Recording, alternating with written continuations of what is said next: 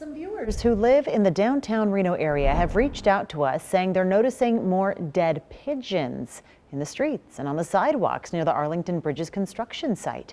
That's where we find Michaela Hardy after speaking with a neighbor there. All right, Michaela, who do you have with us? Yeah, Chris and I have Brian Willis with me, one of the many downtown Reno residents who's been seeing the pigeons and also been dealing with some recent health issues that could potentially be connected, but none of that is concerned yet. Brian, tell us about some of the recent issues you've been dealing with so far. When they tore down the first bridge, I started getting a lot of dust. I cleaned my floor, mopped it 7 times, sealed it, sealed the doors. I never opened the windows. You can't keep the dust out. And so after a little research, I'm finding that asbestos was in these bridges 100 years ago. And I was wondering why I had a really bad cough for 5 weeks. And now I don't feel that great either. And so I really feel that that's what's happened. We're finding dead pigeons around here, as they're showing right here. And it's a big concern. Thank you very much. We have more of an explanation with the dust and the pigeons and everything else coming up.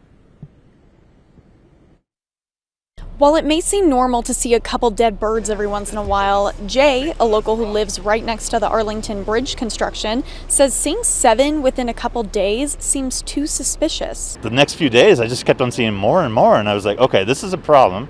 And I started thinking about what it could be. He says he's worried that whatever is affecting the birds could possibly be affecting pets and people too. If it's not old age, it's got to be something else. So it's either poison or the dust in the air from the.